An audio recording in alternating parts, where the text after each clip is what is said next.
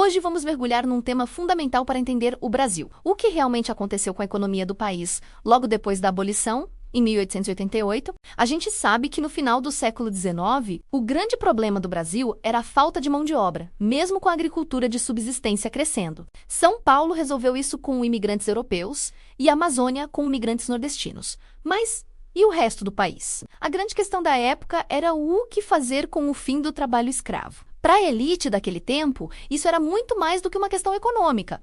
Era o fim de um estilo de vida de séculos. A abolição parecia uma verdadeira catástrofe social, uma hecatombe. Pessoas muito inteligentes na época, como o Barão de Mauá, que era contra a escravidão, ainda assim tinham um medo enorme do que viria pela frente. A ideia geral era que os escravos eram uma riqueza. Se você libertasse todos, essa riqueza simplesmente desapareceria da noite para o dia, causando um empobrecimento gigantesco. Eles faziam cálculos alarmistas, falando em milhões de contos de réis que sumiriam com uma canetada. Mas tinha outro lado. Alguns diziam que, na verdade, a abolição liberaria capital. Pense bem.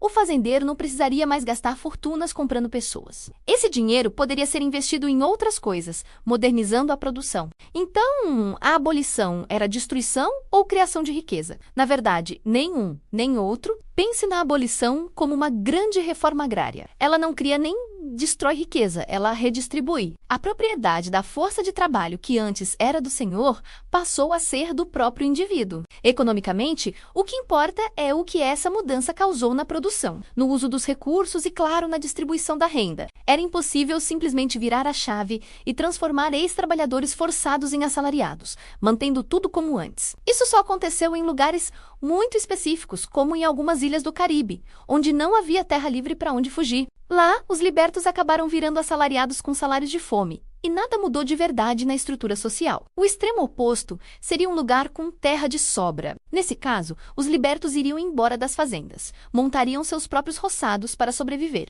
e as grandes plantações ficariam sem ninguém para trabalhar. Para evitar isso, os fazendeiros teriam que oferecer salários muito melhores, o que significaria uma redistribuição de renda para os trabalhadores.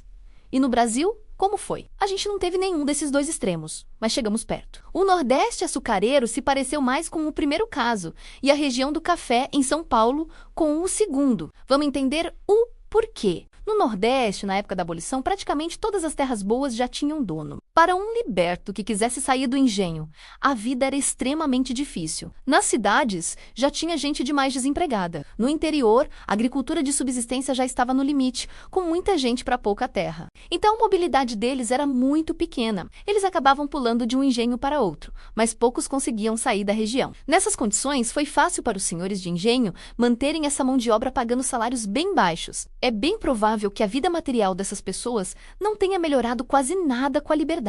Agora, na região do café, a história foi bem diferente. Lá, ainda existiam muitas terras disponíveis. Isso dava ao trabalhador rico e liberto uma carta na manga.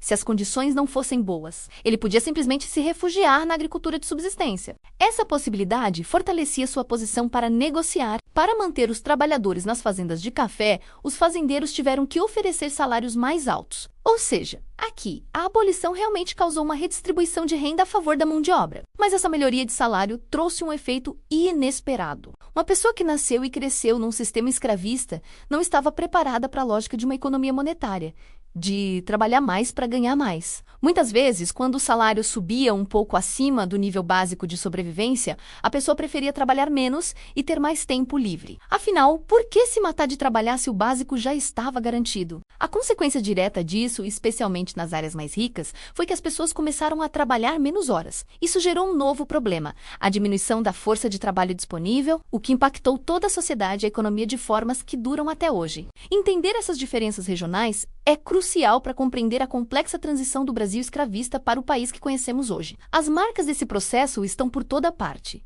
Gostou de conhecer mais essa parte da nossa história? Então não se esqueça de deixar o seu like, se inscrever no canal e ativar o sininho para não perder os próximos vídeos. A gente se vê na próxima. Valeu!